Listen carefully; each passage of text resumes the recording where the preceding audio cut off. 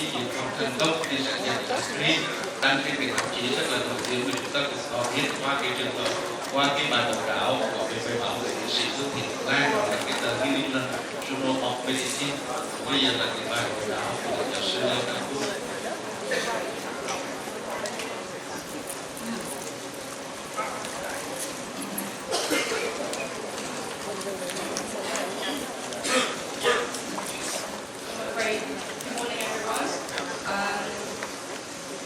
I don't think you can see me behind the podium, so I'll stand like this.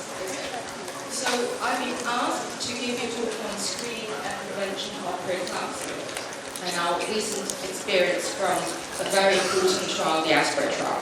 So I'm here to talk to you about that. So I don't know whether you routinely provide screening for preeclampsia in Vietnam, but certainly in many parts of the world, we are adopting one of the two major guidelines that you know of. One is from the UK, the United Kingdom. With that, we take a history from a woman. If a woman has one major risk factor, or that she has two or more moderate risk factors, then she should be started on aspirin from 12 weeks till the birth of the baby. Okay, and then on the other side of the pond of Atlanta, then basically in America they recommend that women should be started on aspirin if she's had one previous early onset preeclampsia or that she's had two previous affected pregnancy. Then she should be started on aspirin 75 milligrams from 12 weeks till the birth of the baby. But the problem with this approach is that they did not tell us how effective this method of screening is, and therefore we have applied the methods of screening using our data from 120,000 singleton pregnancies. And we can confirm that history can only detect only around 40% of cases of preeclampsia requiring delivery before 37 weeks of gestation, and the detection rate, the sensitivity is even lower if you're talking about term preeclampsia requiring delivery after 37 weeks.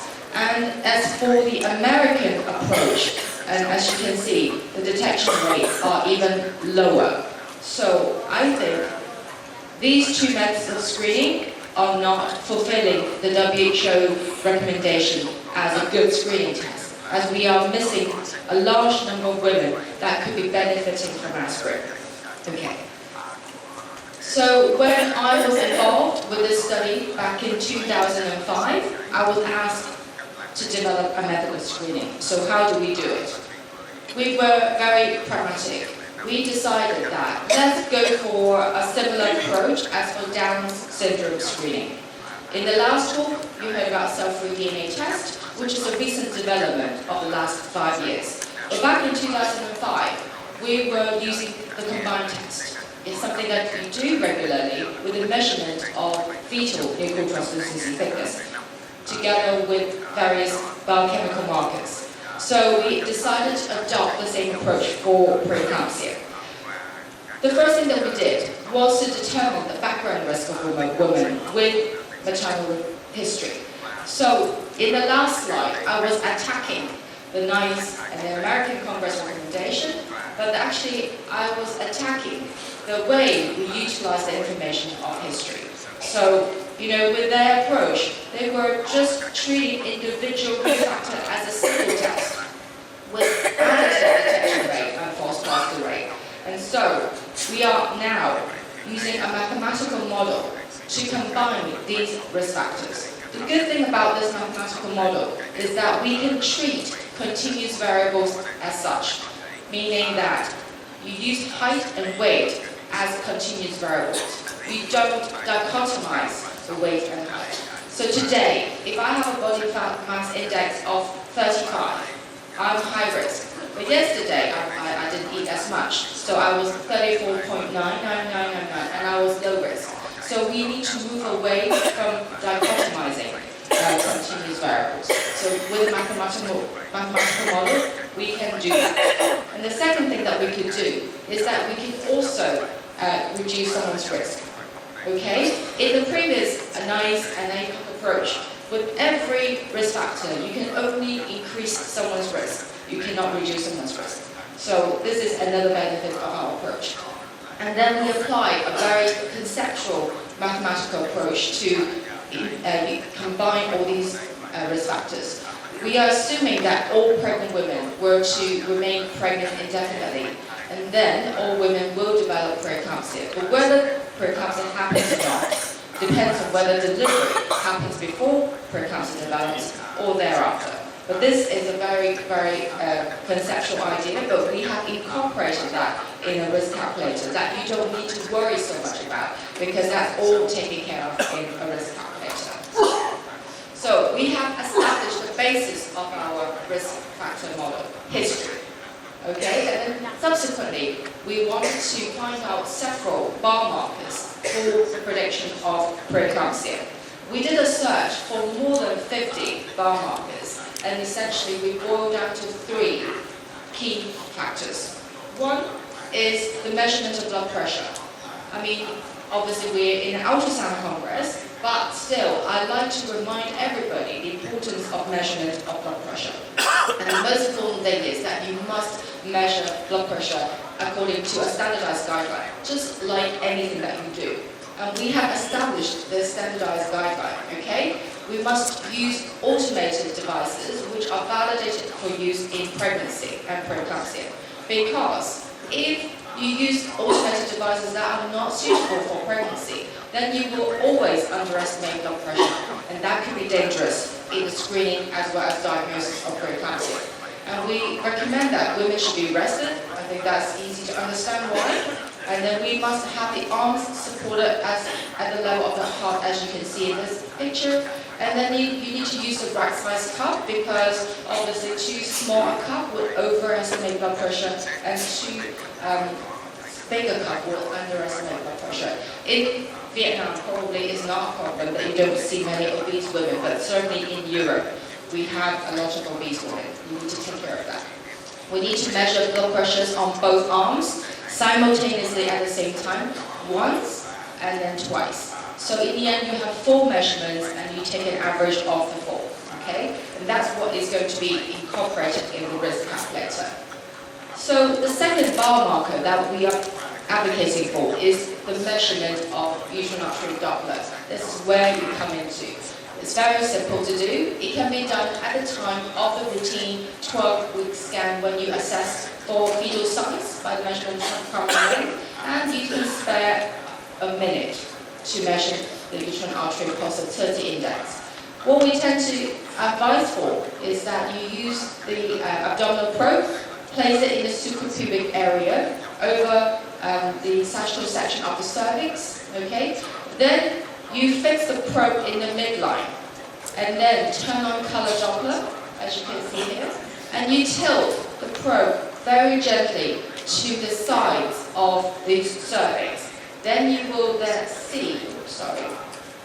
see the color Doppler of the uterine arteries on either side of the cervix, and that's where you can sample the uterine artery PI, okay? And basically, it's very important not to slide the probe, fix in the midline, and then tilt from side to side, because the cervix at that gestation is not very, very big, okay? So sudden movement will lead you to sampling the vessels in the lateral wall. So this is extremely important to remember. And then you need to ensure the sampling gate of 2 millimeters over the whole vessel, ensuring the angle inclination of less than 30 degrees, checking that the peak systolic velocity is over 60 centimeters per second. This is important because surrounding vessels will inevitably have a PSV less than 60 centimeters per second. You measure the left and the right. You take an average of the 2. So this is very easy to be done. That can be achieved in 1 minute of your scan. Then, third biomarker that could be useful in the prediction of preeclampsia is from the blood. Again, for Down syndrome screening, we routinely take blood for the measurement of PAPA and 3-beta-2G. And then, in the same sample, using the same platform, we can measure placental growth factor. Okay? In preeclampsia, we have an imbalance between androgenic factor. So this is one that promotes placentation and is reduced. And the opposite is true for the anti-androgenic factor. But this factor is not so easy to be measured at 12 weeks. So we focus our work on placental growth factor. So over the last 10 years, we have measured these 4 parameters in cases of preeclampsia. As you can see, the biophysical markers, uterine Doppler, mean arterial pressure, the measurements at 12 weeks are raised with a negative correlation with gestational age at birth for preeclampsia, meaning the higher the value of uterine Doppler and mean arterial pressure, the higher the chance of preterm preeclampsia. And the opposite is true for the biochemical markers. The values are reduced at 12 weeks with a positive correlation with gestational age at birth for preeclampsia. So the lower the value, the higher the chance of preterm preeclampsia. With all of these work, all of these scatter plots, the most important thing is probably this table. Essentially, I'm telling you the different combinations of the combined screening that we have developed and the respective performance. Of course, we are always advocating for the best model, the triple test, history, measurement of blood pressure, uterine Doppler, placental growth factor, achieving 77% for preterm preeclampsia. Not so good for late preeclampsia. But if you tell me this is not affordable in Vietnam, like many parts of the world, then you might adopt one or two of the components of the combined test. Let's say if a woman is already having combined test for Down syndrome, then we already have PAP-A, and we can measure blood pressure. We are achieving 62% detection rate. But if a woman can have a blood pressure measured and uterine Doppler measured, we can achieve a detection rate of 70%. I accept that not everywhere in the world can provide a triple test, but I think we need to move away from history-only screening method. We need to do better than just taking a history. We can at least measure blood pressure and PAP-A. And hopefully we can add the uterine Doppler. Okay? But again, if you tell me 77% detection rate for preterm preeclampsia is really not that great, we can't do that. We can do better. So another way of thinking about this is that we can focus on very early onset preeclampsia, required delivery before 34 weeks, achieving detection rate of 90%. Okay? Another way of looking at it is that because we're not doing an invasive procedure, we're not doing a CDS, we're not potentially causing a miscarriage, we don't need to fix our false positive rate of 10%. We can adjust the false positive rate to 20 for a detection rate of 85% or even 30% for a detection rate of 90%. So this is obviously a decision that a society and a healthcare professional has to make. But there is another way of improving detection rate, is what I'm saying here. Okay? So does it work in other parts of the world, this method of screening? We have proven that through the ASPRO trial, the prediction model works in 5 other countries in Europe, not in Asia. Okay? We have proven that this works in Spain, Belgium, Greece, Italy, and even Israel. And on the right, this is an error plot of the performance of screening based on the data that we have used to develop prediction models. So you would say that the detection rates are overfitting. So let's have a look at this screening study, validation study of nearly 9,000 women. We can confirm that the performance for early onset preeclampsia, preterm preeclampsia, and term preeclampsia in the purple error bars, we are achieving equally good in a prospective independent study. So let's refer to my first slide, looking at the existing method of screening with NICE and ACOG. And for preterm preeclampsia, I think it's very, very evident we are by far the best method of screening for preterm preeclampsia. For term preeclampsia, there is room for improvement, and hopefully that will be our direction in the future. And we have also established a very important aspect in ASPRO, is that we must have a method of quality assurance, just like the measurement of NT for Downs. And through the ASPRO, through the EpiMath website, we will generate reports like this to tell you that your measurements of blood pressure, gluten nitric droplet, percentage growth factor are well within the acceptable limits. And if they are exceeding the acceptable limits, then we'll give you feedback so that you need to find out why something is not quite right. So the first lesson from the aspirin trial is that we have validated the prediction model in a new data set, in a prospective cohort, and also we have highlighted the importance of quality assurance. So how about prevention? Now we have established an effective method of screening, then we should have an effective method of prevention. Okay?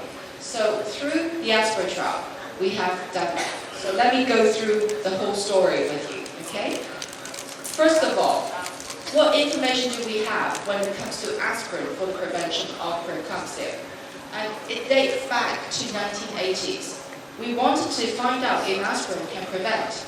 In fact, in this very important landmark study published in the Lancet, this study, 102 women at risk for adverse outcomes were randomized into either aspirin 150 milligrams and dipyridamole 300 milligrams every day from 12 weeks versus nothing.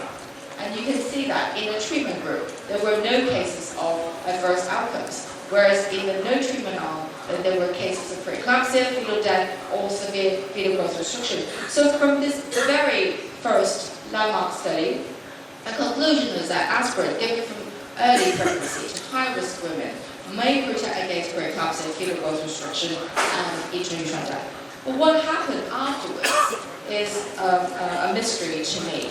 Over the last 40 years, many studies have looked at the importance of aspirin in the prevention of preeclampsia, and that has been summarized in this second landmark paper from the Lancet in 2007.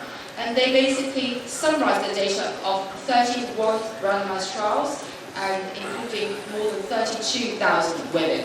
And only 24 of the 31 randomized trials were focusing on aspirin.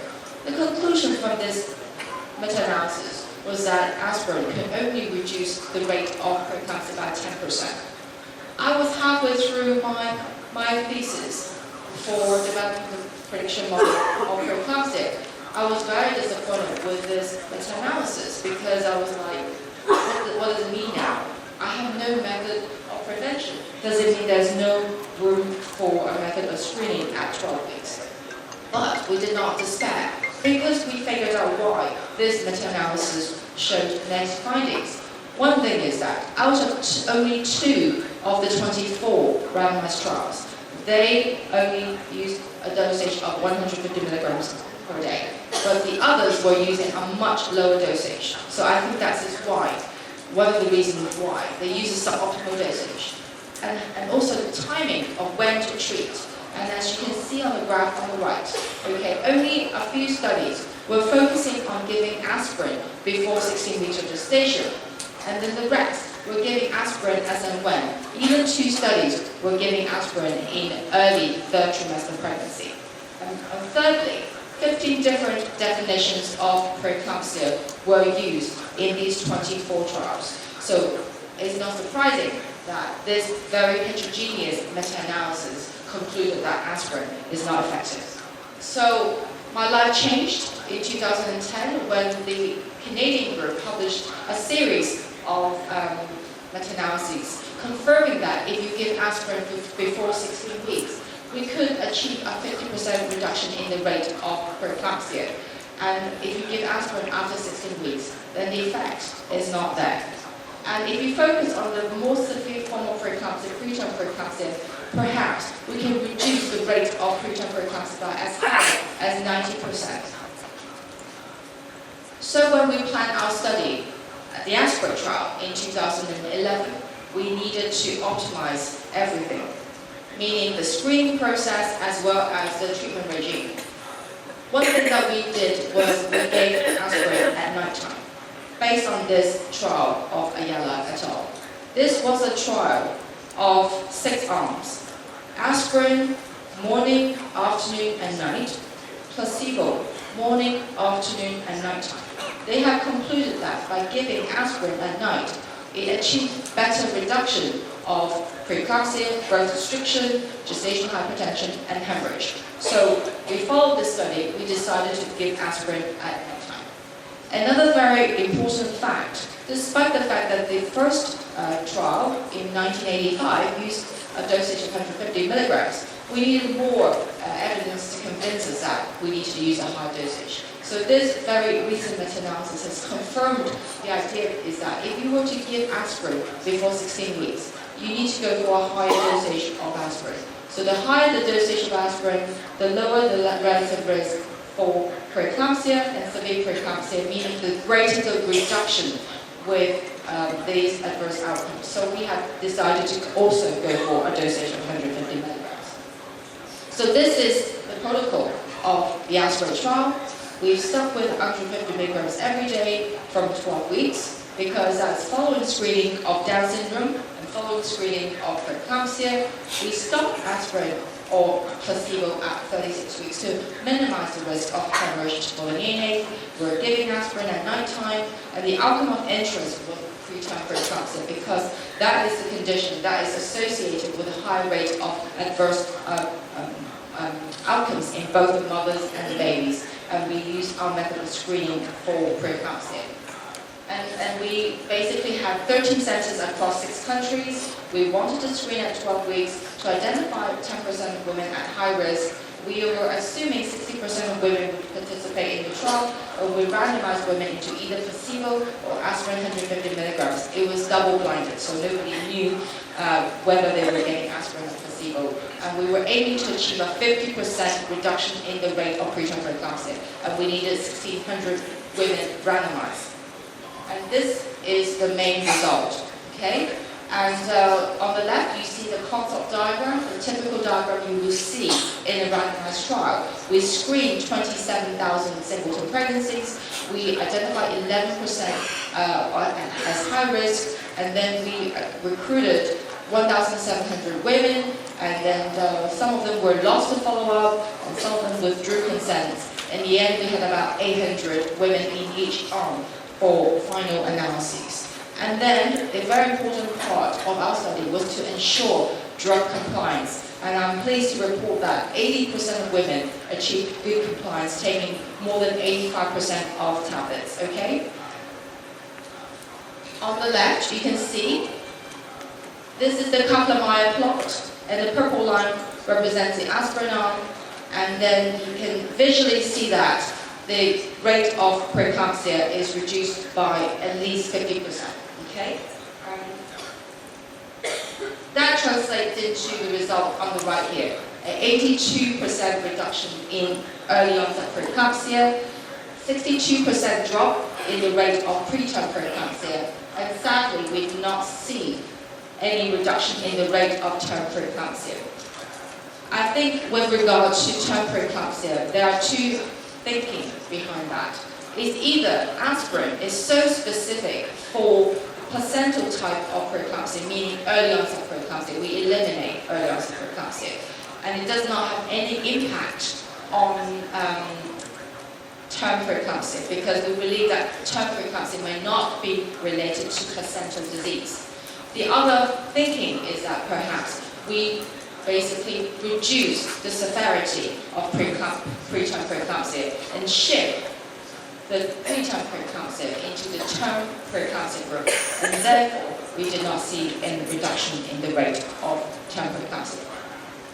We also wanted to know whether the various factors would impact on the treatment effect size. We have concluded that the different risk groups have no impact on the size of the treatment effect of aspirin. So we can give aspirin to any high-risk women. Okay? And also obstetric history, whether the woman is in her first pregnancy or whether she has had preeclampsia in her last pregnancy. Again, the treatment effect size of aspirin is not impacted by whether she's in her first pregnancy or whether she's in her second pregnancy. So this is important. So lesson 2 from aspirin is that aspirin given to high-risk women at a dosage of 150 milligrams every night from 12 to 36 weeks of gestation reduces the rate of preterm preeclampsia by 62% and early preeclampsia about 82%, irrespective of the risk and irrespective of her obstetric history. Okay, this is important. I mentioned the importance of compliance, and we were very, very religious in checking whether the woman was good with her tablets. If we didn't do that, this trial would have failed because, as you can see, if women were not good at taking tablets, meaning that they were taking less than 90% of their trial drugs, we would have achieved a non-significant 40% reduction in the rate of preterm preeclampsia. But of course, if a woman is very, very religious in taking her tablets, then she would achieve a 76% reduction in the rate of preeclampsia. So lesson number 3, aspirin compliance has a significant impact on the effect of aspirin, and drug trials in the future should take into account of compliance. Nearly there, okay? Another important fact from the aspirin trial is that it doesn't work in women with chronic hypertension, as you can see in this red dot. And women without chronic hypertension, you see that we achieve a very significant reduction in the rate of preeclampsia. And most importantly, if we focus on women who are taking tablets religiously, and then we can achieve a 95% reduction in the rate of preterm preeclampsia. So we must remind women that they should be compliant with the medications. Okay, lesson 4, aspirin does not reduce preterm preeclampsia in women with chronic hypertension. And in women without chronic hypertension, the risk of preterm preeclampsia is reduced by as high as 95%. Secondary outcomes. You would be interested to know whether it impacts on the smallness of the baby, perinatal death, and so forth. Sadly, we did not achieve a significance because we were for a 99% confidence interval. Normally you go for a 95% confidence interval, right? But because we were comparing many outcomes, so we needed to adjust for multiple outcomes comparison and went for a 99% confidence interval. So we were very strict to look at the impact of aspirin on secondary outcomes. But we were very pleased to see that even for small babies with or without preeclampsia before 34 weeks, we observed a non-significant reduction of as high as 70% for SGA with preeclampsia before 34 weeks, and 47% for SGA without preeclampsia before 34 weeks. And very importantly, we observed a non-significant 40% reduction in the rate of perinatal death. We did not see any concern with aspirin for abruption, and sadly we did not see aspirin in preventing the rate of spontaneous preterm birth, as suggested by other investigators. Okay? Let's look at numbers. As for stillbirth or neonatal death, although we observed a non-significant 40% reduction, but because that is based on a very small number of cases, 8 versus 14 cases, so these are very convincing results. As for neonatal morbidity, as a composite of the listed morbidity, we saw a non-significant 30% reduction, meaning 32 versus 48 cases. So, based on these results, we believe that aspirin has the potential in reducing the risk of early onset small babies with or without preeclampsia, as well as perinatal mortality and neonatal morbidity. And lastly, you might ask me, we are smaller in Asia. Does it mean that we should reduce the dosage of aspirin? We should not use 150 milligrams.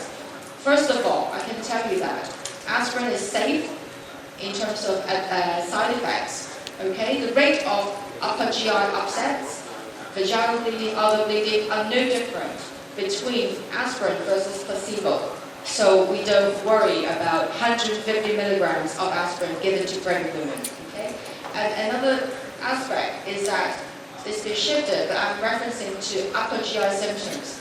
In smaller women, basically the rate of upper GI symptoms and bleeding is not significantly different between obese and thinner women. So I can conclude that aspirin is safe, and the risk of side effects is not associated with body mass index. So thank you for your attention. And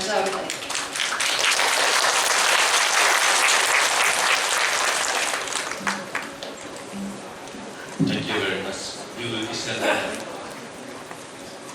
Xin cảm ơn giáo sư Leona Phương. Để tiếp theo chương trình, xin kính mời thạc sĩ bác sĩ Trịnh Thị Thư Hương sẽ báo cáo về